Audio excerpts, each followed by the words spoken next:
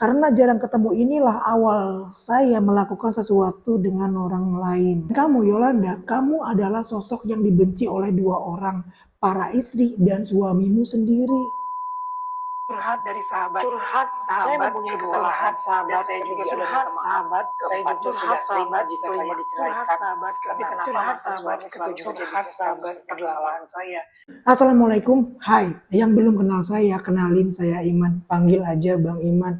Dan saya baru di YouTube. Nah, channel ini berasal dari kegundahan, kegelisahan, kebingungan para follower saya di TikTok dan IG. Yang mereka nggak punya tempat cerita untuk sesuatu yang sedang mereka hadapi. Dan mungkin saya dianggap orang yang sedikit mengerti, makanya mereka DM saya. Ada yang sekedar cerita, bahkan yang minta solusi. Setelah saya jawab lewat video, ternyata makin banyak yang DM, yang curhat itu makin banyak. Dan makin kesini curhatannya makin panjang. Dan channel ini pun adalah hasil dari renungan saya. Ya ampun, ngapain gue musingin hidup orang. Itu sempat terbatin ke saya setelah menerima banyak DM dari mereka. Di sisi lain saya ingat manusia itu memang butuh tempat cerita. Apalagi wanita, apalagi mereka nggak tahu harus cerita kemana. Salah satu penyebab orang frustasi terus bunuh diri itu karena mereka nggak ada tempat cerita. Overthinkingnya mereka itu membuat mereka tersiksa. Curhat ke orang itu boleh nggak boleh? Nggak boleh karena cenderung akan membuka aib. Boleh kalau memang nyari solusi, melepaskan apapun yang meracuni diri. Yang nggak boleh banget itu curhat ke sembarang orang. Misalnya curhat di media sosial yang itu sifatnya orang akan tahu kita siapa. Kan biasanya aib kalau curhat tuh. Masa Allah udah tutup aib kita, kita malah dibuka-buka. Dan saya menjawab DM mereka lewat video itu karena saya membatasi diri untuk DM-an. Apalagi dengan wanita. Selain menghabiskan waktu saya, setan ada tuh di sana. Ada aja bisikan setan tuh. Tuh lihat tuh, profilnya cantik, nggak dikepoin. Nggak apa-apa kali cuma cuci mata ini. Makanya curhat mereka itu saya jawab lewat video biar nggak berlama-lama di sana. Dan tentu identitas mereka saya rahasiakan. Jadi mau seaib apapun curhatan dia, siapa dia lebih sedikit orang yang tahu. Cuma Allah, dia, dan saya.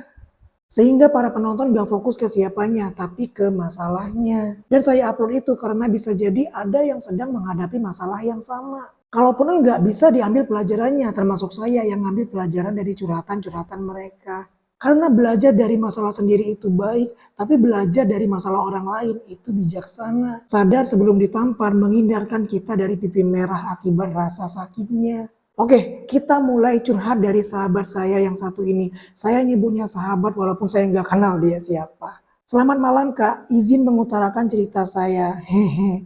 Saya ibu rumah tangga anak dua Kak. Suami saya kerjanya jauh dengan tempat saya tinggal. Jadi kita setahun ini LDM. Ketemu hanya 2 bulan sekali dengan waktu jika ketemu hanya seminggu. Karena jarang ketemu inilah awal saya melakukan sesuatu dengan orang lain. Sesuatu. Oke. Saya berbaik sangka ya, sesuatu ini yang enggak gitu-gitulah pokoknya dah. Saya mencintai suami orang. Saya mencintai suami orang, Kak. Saya merasa cinta saya lebih besar ke orang ini daripada suami saya. Saya bertahan karena kasihan suami saya perhatian banget. Saya juga kasihan sama anak-anak. Sebenarnya hubungan saya selesai sama suami orang itu, cuma sampai sekarang saya masih benar-benar mencintainya. Sampai bingung harus bagaimana agar perasaan ini berhenti. Menurut kakak, saya harus bagaimana? Agak cengengesan ya yang curhat ini.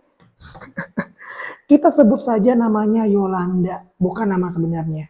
Begini Yolanda, kamu harus pahami dulu apa itu pernikahan. Saya akan sampaikan pemahaman saya sebagai seorang muslim. Pernikahan adalah perjanjian berat dua orang, suami dan istri kepada Allah. Jadi setianya suami istri tadi bukan pada masing-masing pasangan, tapi pada perjanjian berat kepada Allah. Itu dicatat tuh. Kedua, kita nggak bisa mengendalikan perasaan kita ini akan jatuh kepada siapa. Walau tindakan kita adalah sebab dari terjadinya rasa cinta itu. Maksud saya, kita jatuh cinta kepada siapa, kita nggak bisa ngendaliin itu. Tapi kita bisa ambil tindakan setelah kita jatuh. Bangun atau membiarkan diri kita terjerembab di tempat kita terjatuh. Nah, jatuh cintanya seorang istri ke lelaki lain atau jatuh cintanya seorang suami ke wanita lain, itu adalah salah satu ujian. Seseorang gak akan bisa setia hati Karena jatuh cinta kepada siapa, kita nggak bisa milih. Jadi untuk level yang lebih tinggi, kita jangan setia kepada pasangan, tapi setia pada perjanjian berat kita kepada Allah. Nah, perjanjian berat kepada Allah itu adalah berlaku baik ke masing-masing pasangan. Melanggar perjanjian berat itu hukumannya berat juga. Makanya di dalam Islam, zinanya orang yang sendiri sama zinanya orang yang sudah punya pasangan sah itu beda. Zinanya orang yang sudah punya pasangan sah adalah rajam, dibenamkan hampir sebadan, dilempari dengan batu sampai mati tanpa belas kasihan. Karena di dalam pernikahan Allah sudah mengizinkan sesuatu yang gak boleh dilakukan sebelumnya. Bahkan setelah menikah itu jadinya ibadah, dapat pahala. Seolah-olah Allah itu bilang begini, itu gak boleh ya, berhubungan badan itu gak boleh. Tapi karena kalian menikah itu jadinya boleh, bahkan itu jadinya ibadah, kalian dapat pahala. Selain kalian dapat kenikmatan, kalian dapat pahala juga. Silakan nikmati sepuas-puasnya. Malah masih melakukan itu selain kepada pasangan. Kan melunjak. Makanya zina itu masuk ke dalam golongan dosa-dosa besar. Tapi saya berbaik sangka sesuatu yang kamu bilang itu levelnya jauh di bawah zina. Nah, soal perasaan kamu yang masih ada bahkan kuat ya Yolanda. Maka kamu harus catat baik-baik pepatah Arab ini. Yang jauh di mata, lama-lama jauh di hati. Stop komunikasi dengan lelaki itu, apalagi ketemu, apalagi kalian sudah sama-sama punya pasangan. Hapus nomornya, blokir medsosnya. Karena kalau enggak, setan akan menjadikan itu tampak indah. Sekarang memang kamu enggak lagi, tapi sewaktu-waktu itu bisa terulang lagi. Kalau perasaan kamu itu ditumpuk terus dan masih komunikasi. Dari cerita kamu enggak kekurangan perhatian, tapi kamu kurang belayan. Dan kamu Yolanda, kamu adalah sosok yang dibenci oleh dua orang, para istri dan suamimu sendiri. Jadi bertaubatlah. Nah, tentang Jablay nih, jarang dibelah ya. Di masa kepemimpinan Umar bin Khattab radhiyallahu anhu, waktu beliau belusukan ke rakyatnya, beliau mendengar rintihan seorang istri. Seorang istri itu bersyair ya, syairnya itu di ujungnya itu kira-kira begini. Redaksinya saya lupa ya, tapi intinya begini. Ya Allah, kalaulah aku tidak takut kepadamu, maka niscaya ranjang ini akan berguncang. Maksudnya dia akan berzina karena udah gak kuat banget nahan hasrat seksualnya. Setelah mendengar itu, Umar bin Khattab radhiyallahu anhu nanya ke anaknya Hafsah radhiyallahu anha. Ya Hafsah, berapa lama seorang istri mampu menahan hasrat seksualnya? Terus Hafsah menjawab, 3 bulan. Saya lupa ya 3 bulan atau 4 bulan. Yang tahu ini tolong koreksi. Maka dari informasi itu, para suami yang lagi berjihad di luar sana, setiap 3 bulan mereka diperintahkan untuk pulang. Jadi si wanita tadi, dia itu bersyair karena suaminya lagi berjihad. Mereka diperintahkan untuk pulang, untuk melepaskan dahaga mereka dan dahaga istri-istri mereka. Nah kamu Yolanda, 2 bulan sekali, kamu pasti bisa. Hindari interaksi dengan laki-laki itu. Yang saya bilang tadi, hapus nomornya, blokir medsosnya.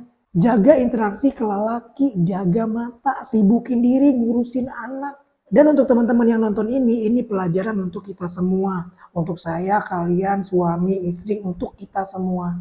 Bahwa pernikahan adalah perjanjian berat kita kepada Allah. Dan salah satu ujiannya adalah naksir orang lain. Dan kalau kalian ada tanggapan, komentar aja. Terus jangan lupa subscribe channel ini, like dan share. Biar kita bisa sama-sama ngambil pelajaran pada curhatan-curhatan berikutnya. Nah untuk yang mau curhat silakan, tapi pastikan dulu kalian sudah nggak ada lagi tempat cerita. Nggak ada lagi keluarga, nggak ada lagi orang dekat yang bisa jadi tempat cerita. Baru tuh cerita ke saya. Pokoknya gitu ya, jangan sampai aib kalian itu orang lain dulu yang tahu. Saya kan orang lain nih, tapi kalau nggak ada lagi tempat cerita boleh.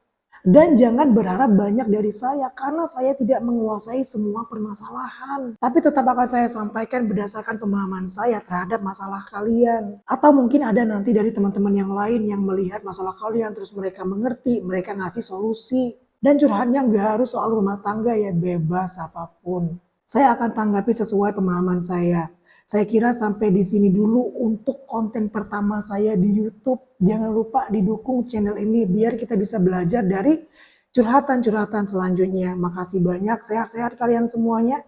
Wassalamualaikum warahmatullahi wabarakatuh.